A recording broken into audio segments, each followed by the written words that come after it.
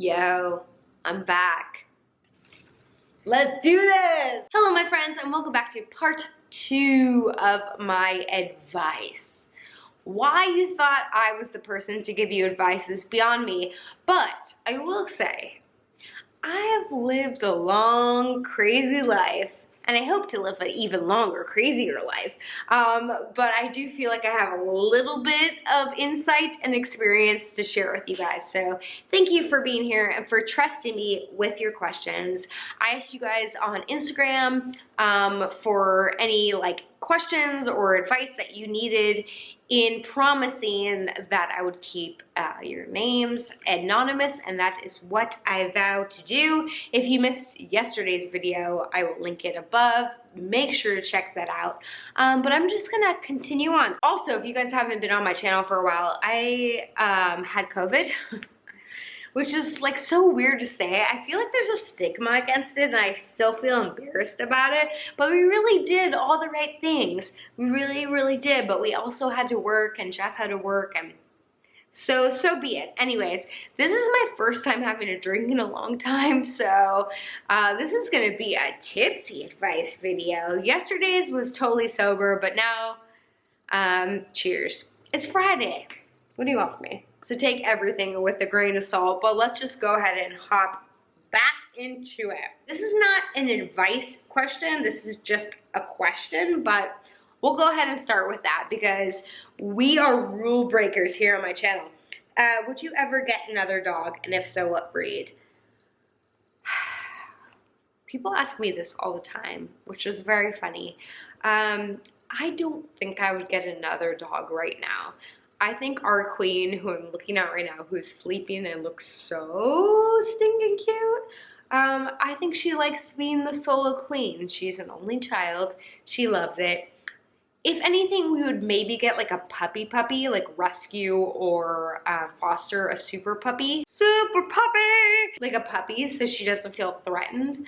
But I don't know, she really likes being the center of attention and I feel like she just wouldn't like another dog. But certainly in the future, we would definitely consider a dog. And if I were to adopt a dog, which I would adopt, not shop. I probably would do 2 so that they could be buddies. But right now, I feel like our queen just wants to sit on the throne as the queen, and that's that. So for right now, I would say no. Advice for continuing a happy, healthy, and committed relationship. Ooh, well, for that, I'm gonna give you a round of applause because I assume that means you have a happy, healthy, and committed relationship, right? That's what I'm assuming. I mean, guys, I don't know. What do I know? I'm doing okay, I think. Jeff and I are going on our 4th year together, which is super exciting. Definitely the longest relationship I ever had, and definitely the only husband I ever had. I think, you know, communication is key, and acceptance is key, and knowing that we're not always gonna think the same or do the same, but knowing that our intentions are good.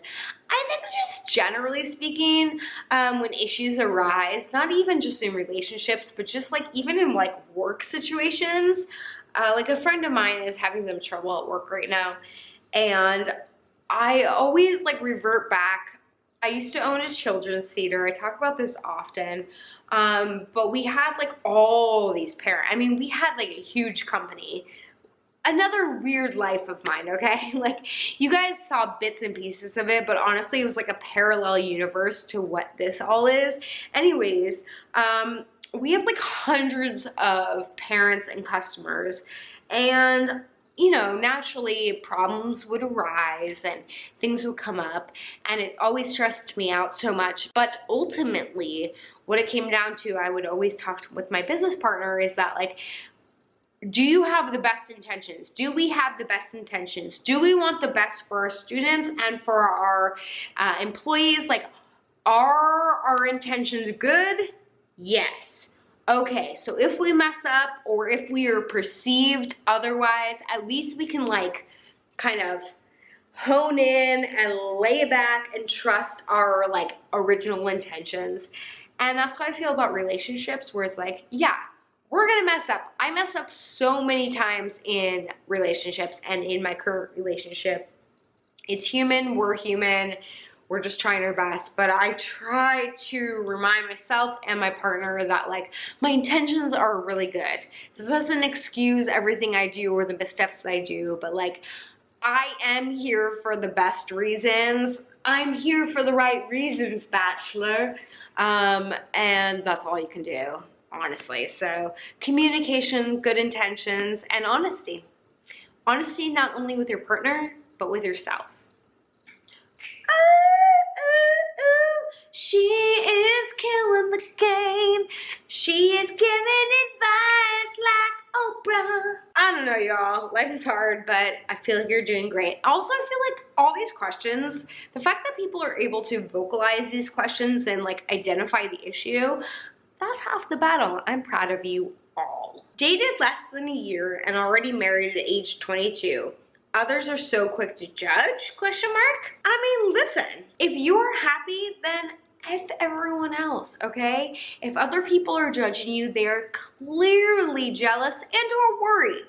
You know what? Let's give them the benefit of the doubt. What you did is extraordinary. The fact that you only dated someone for a year and you knew right away that this was your person and you're 22 and you got married. Like, if that's the case, actually that's mind-blowing, and most people aren't at the maturity level or like the intellectual level to make such a big decision. But if you truly, I mean truly feel like, yeah, obviously, this is the person for me. I made the right choice. I am here. I am now. Then like, dude, you should be celebrated. That's amazing. I'm so proud of you. Now, if you did this and you don't feel 100% and now you're questioning it, but you're blaming it on everyone else for questioning it, I also understand that. I feel like that's very human. Sometimes when I make mistakes, I blame it on everyone else and their judgments, blah, blah, blah. I'm not here to make that decision. I don't know. You left me a sentence on my Instagram. I don't know the situation, but all I'm saying is like, I trust that you made the right choice. And if you didn't, listen, nothing is permanent. Everything can be fixed.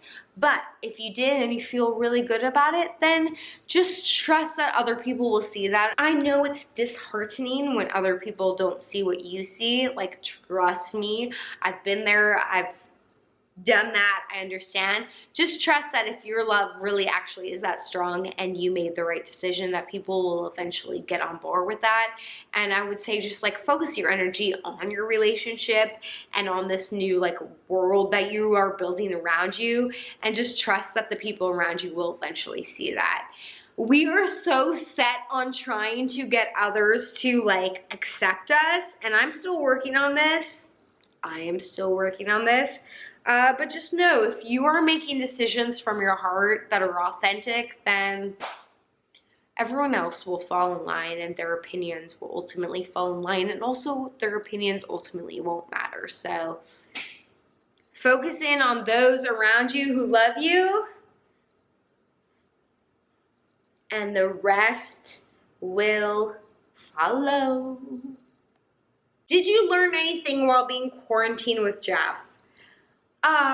What a beautiful question. Jeff is actually at work right now, and I'm like really sad, and I feel like I'm filling the void by making videos, which is not, you know, a bad thing. I appreciate you guys, but yeah, I think we like learned that we're really quite a good team, and that regardless of what's going on, as long as we have each other, it's gonna be okay. I also think that we both know it's healthy to not be living on top of each other, and that space is important. And so I think like the thing we learned the most is balance. And yeah, I'm feeling sentimental about it. I feel like tonight's the first night he sort of like left our quarantine hole, and I guess feeling sad about it is a good thing. I don't know. Maybe I'm not equipped for this. I'm feeling sentimental. How do you know the difference between anxiety and an actual thing to worry about? That's a really great question. I also think anxiety and an actual thing to worry about can be one and the same. But I do think that there's definitely varying levels of anxiety. You know, Jeff puts it actually a really good way. It's like, fear versus threat, I think is what he says, where it's like anxiety sometimes is just like fear of either the unknown or a very like amplified fear, but there's actually no threat happening. And then the threat is actual threat, like we should be afraid because we are being threatened, if that makes sense. So I don't know. I suffer obviously from anxiety. I always have, always probably will, and varying degrees, and I'm okay with that. I've accepted that. I'm in therapy. I'm on medication. And I just try to sort of suss out when I'm feeling panic, like, is it because I'm actually being threatened and there is harm in my like future? Or is it just because I am overwhelmed with the amount of thoughts in my head? So yeah, I think maybe that's it, where it's like, oh no, there's an actual threat right now versus, oh, my mind is threatening all these things, or my mind is, you know, overwhelming me and I'm feeling overwhelmed. So I guess like replace the word anxiety with overwhelmed, or, dude, I've lost my train of thought, but like, anxiety is a bitch. But if you're not being like totally threatened in the moment, then I think it's probably anxiety versus actual fear. Does that make sense? Oh goodness, I feel like maybe I should finish this soon. Again, these are all just my opinions and my like personal experiences. I don't know. I feel like this is something you definitely should consult a doctor about. This is all entertainment purposes, and I'm just like trying to like give you my experience. But again, everyone's experience is unique. Am I making sense? I don't know. I feel like we should just do one more question and then we're gonna call it a day, because I don't know. All right, for the people who say just get it, do you wish your experience on anyone? I actually have no idea what that means. For the people who say, just get it, do you wish your experience on anyone? I still don't understand what that means. Let's do a different one. How to prepare, I can do this one. How to prepare for adopting a dog, expenses, life changes, etc. First of all, I love that the question is adopting a dog, not buying a dog. I'm not here to judge, but if you can adopt and not shop, I really appreciate that. There's so many dogs that need adopting. So namaste to that. You know, dogs are definitely expensive, so I would consider that when considering if you are gonna go ahead and get a dog. But I also think dogs are like the greatest thing that ever happened to me, especially if you are a single person. It's just like life-changing. It's super hard. I'm watching a friend of mine who is single, who adopted a dog, struggle a little bit, and she's financially really like sound and set, but it's definitely like a lot of work for one person. They require a lot of time, they require a lot of patience, a lot of training. So keep that in mind. It's not one of those things where you're gonna like get the dog and it's just gonna like accommodate to your lifestyle. It's gonna be an adjustment. And you have to work with the dog to sort of get your new routine down. But I am telling you, it's the greatest thing that's ever happened to me. And now that Jeff is here, I feel like it's the greatest thing that's ever happened to him. And all three of us are just like a symbiotic relationship, and nothing brings me more joy than this puppy. I mean, it is absolutely true. But I think like setting your expectations to a place where it's like, yeah, this is gonna be work. It is going to be work, at least for the first year, until you get your whole rhythm and routine down. It's gonna be a lot of work, and yeah, it's gonna be expensive. I just took Courtney's poop in for a sampling because she was having some icky poo-poos, and dude, that was $125 just to have her poop looked at, okay? And that's just like the bottom of the line here. So you need to realize that you might have to like give up some things that you like spending money on so that you can move that money into a little fund for your pup. I mean, it's definitely a sacrifice, but for me, I definitely think it's a sacrifice worth making. So keep that in mind. Financially, it's a little taxing. Time-wise, it's taxing. Emotionally speaking, it's taxing, the whole thing. But I actually think the pros outweigh the cons or rather like the things that you're giving up and giving outweigh like the benefits. No, vice versa. It's worth it, in my opinion.